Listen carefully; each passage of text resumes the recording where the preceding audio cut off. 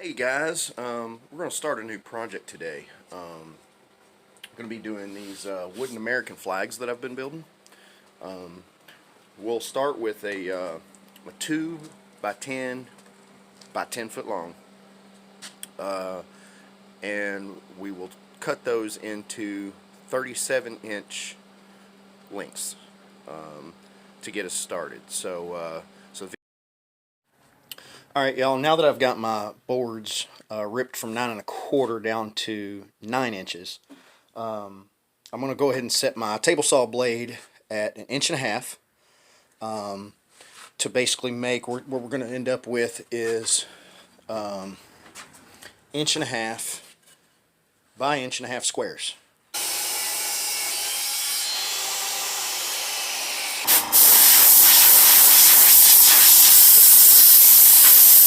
This is dusty business. You might have noticed that I only straight lined one side of my boards because the all-fall ends up being 7/8. It's 1.5 by 7/8. And I hang on to these for later because I use them for my back braces. So I've got a little bit of a repeating pattern here. The other thing to really keep in mind, and I haven't checked yet on this one, but you always want to look at your end grain a little bit too and make sure that you don't have grains going the same direction. One thing that I want to make sure of is up here in the top left-hand corner where I'm going to have my blue. I really want to not have knots and stuff in it. I want it to be real good and smooth and flush, and I really don't want too many defects in that particular area. The next step I'm going to show you is we're sort of prepping to do the burn marks. What I do is I go ahead usually and clamp this guy together, and I can also get an idea of my consistency in my burning when I do it all as one.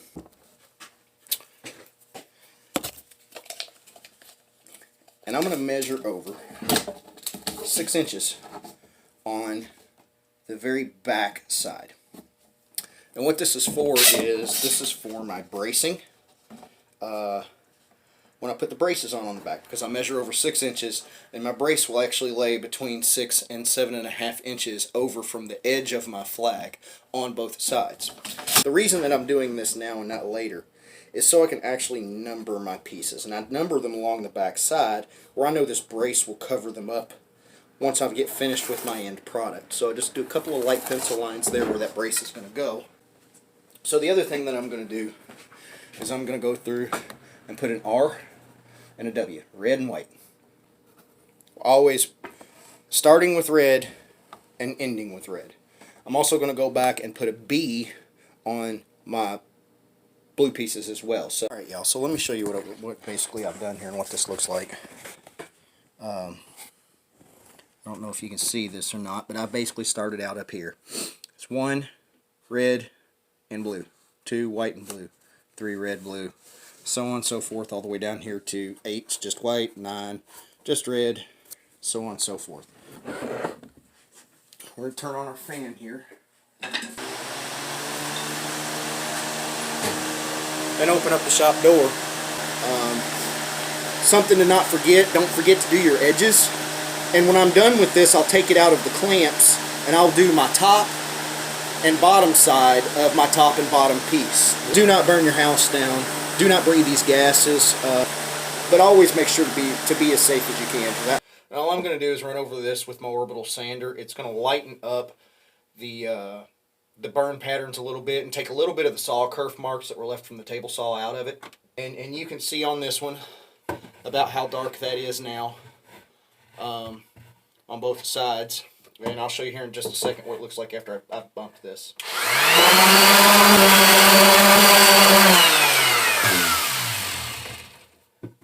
So you can tell where it lightens it up just a little bit.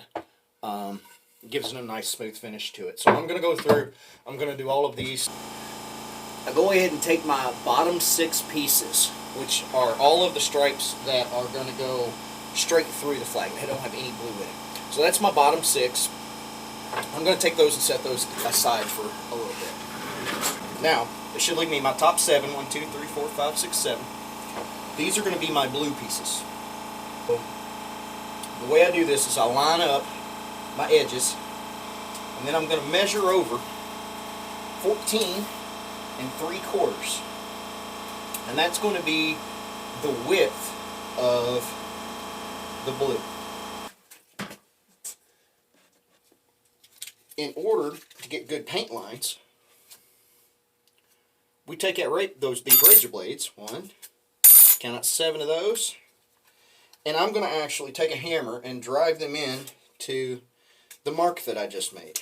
6, 7. Alright, where we got a hammer? We got a hammer right here.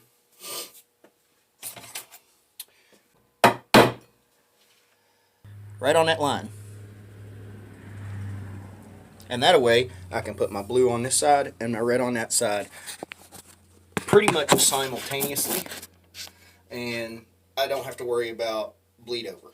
So I'm going to finish doing this on the rest of these.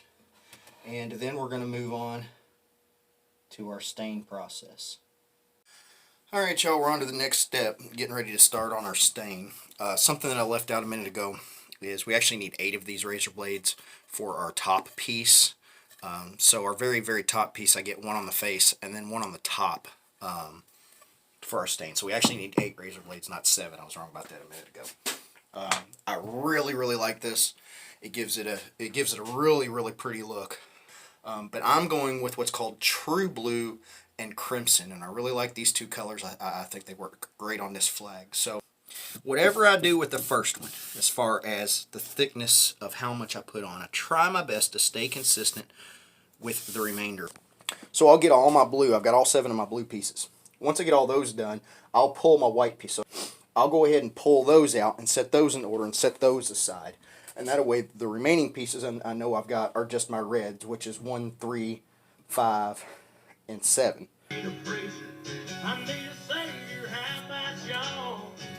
Can I get an outlaw?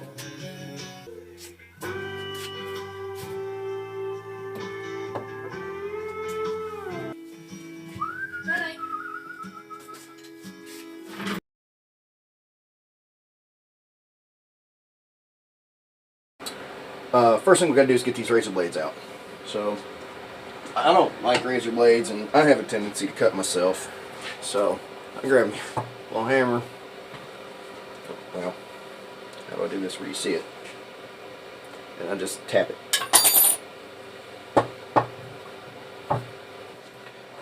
So what I'm going to do is I'm going to take these and I'm going to flip each piece up on its end. Okay, so foam brush, blue.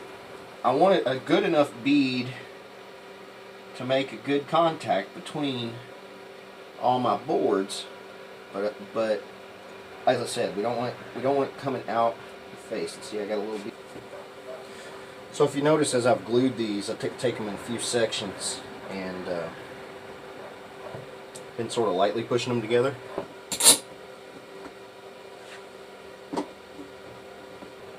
The other thing we also want to check is I want to always look down the edge of it over here, underneath of it, to see if this thing is curving at all, one way or the other. If I've got a problem with it going one way or the other, I'll put a 2x10 or something over top of this, and I've got a cinder block over here, and just drop a cinder block on it, and while everything's clamping it, that gives it enough weight to push it down and hold it until we can get our back braces and supports. Now we've got our scrap pieces, our fall off from our 2x10x10. I've got 7/8 by 1.5 inches, and I'm going to put my saw, lay my saw over at 22 degrees.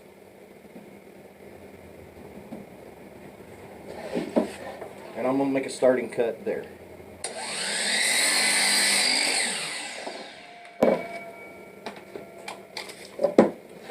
And I'm going to come down my 19 inches. Flip that board around. to where my initial cut is down here, and it goes inward down towards the saw. And make another cut on my mark there. This is what we end up with that edge on each side. I made my own originally, and I thought I did a really good job on it. I made my first 7 or 8 flags actually with this stencil. And my wonderful fiance, just yesterday I think it was, came in the mail. Actually ordered this for me. These are not hand cut. These are actually, I mean, this is a perfect stencil. I'm really excited that she got me this. So I'm going to use this on this flag for the first time, and I got really lucky. It fits. The technique that I use is I always start in my corners and gently drag my pencil out to trace these. Now it's time to go ahead and get those put on the back. And I already made these lines that we labeled in order to keep track of what pieces were what. So now we're going to cover those up, cover those marks up, and line these up, glue, and finish nail them on. So here goes. 2-inch finish nails.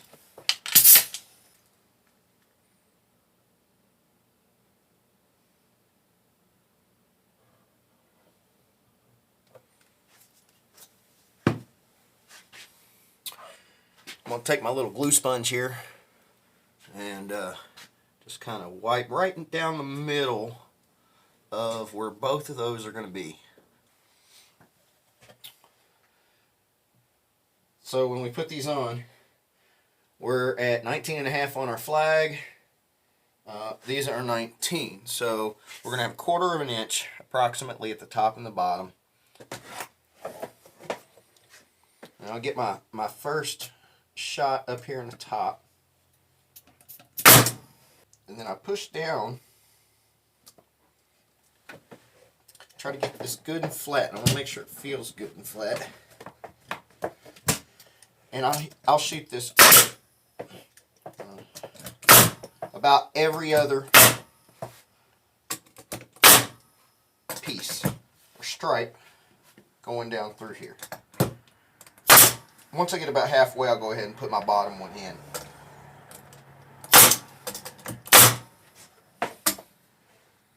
And I do the same thing over here on the other side.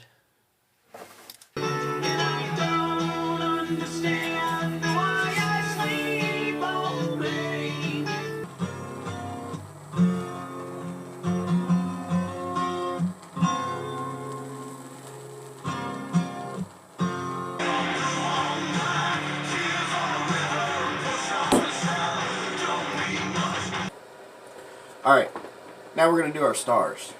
For the stars, I use the Dremel 4000, and I've got this little spiral attachment that goes to like a little, it's almost like a little stylus pen or something. And I think they make a battery version of this without the cord. They got the 106 bit, which I do the entirety of my project with the 106 bit. You could move up to the 107 bit that's a little bigger after you got your outline. But I've found, the time it takes to change the bit, and then there's a different type of, I stick with the same bit and just run with it. So anyway, what I do is I just sort of pick a direction and run with it. I'll go like 2, sometimes 3 directions at a time, until I get through a whole section.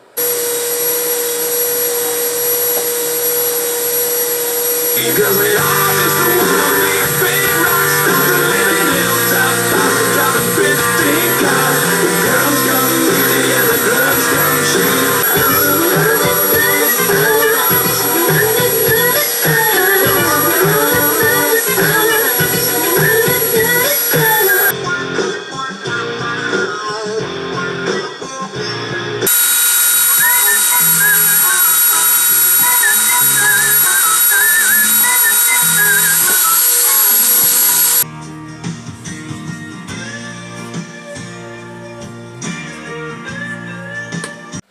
Torch time again.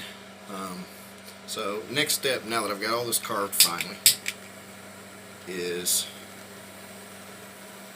to come back and I just touch the stars with the torch a little bit. It's going to make the grain you know, I mean, we burned everything else. So I just give them a little bump.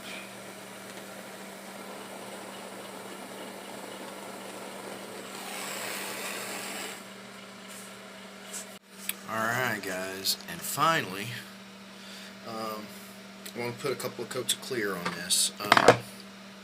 We use this WinMax polyacrylic clear gloss. A couple coats usually does it. On certain ones I do a few extra coats. It just depends. I gotta go till I feel like it looks good.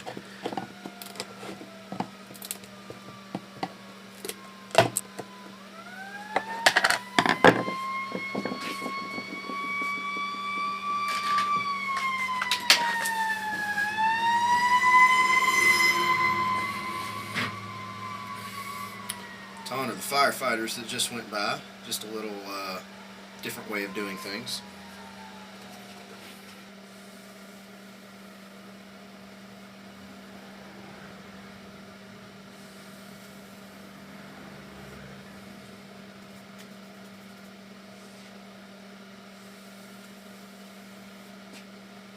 As a final step on this flag, I've let this dry and sit out here for I think about 2 days now, and just now sort of getting back to it. The last step that I want to make, and I didn't do it on my first couple, and I sort of regret that now. But I put a hanger on the back of this. That way, you know, if you want to lay it in a windowsill, that's fine. But if you want to hang it on the wall, we can do that too. So real quickly, the way I do that, I just use a piece of copper wire, and I twist it till I have a little circle in it. Now, I'm going to have my screws, I always go 4 down, which allows me a little bit of arch in my hanger. 4 down, right up close to our bracing, right in the center of that 4th stripe is where I normally put my screws. Stick it on there and just get an idea of where about you want that next loop at. And then we're going to do the same thing. Make us a little loop in that, and then tighten that down. And what we end up with is something on both ends. It looks about like that. And then all we do is right here by this brace in the center of that stripe, we'll run a screw in there.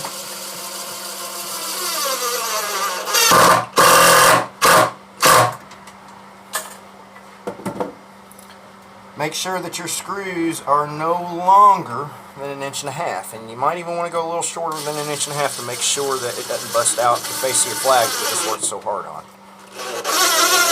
Y'all, really appreciate y'all tagging along with me today. I wanted to give a quick shout out. This flag is going to be donated to a charity local to my heart, High Point Charities, out of LaGrange, Kentucky, Oldham County.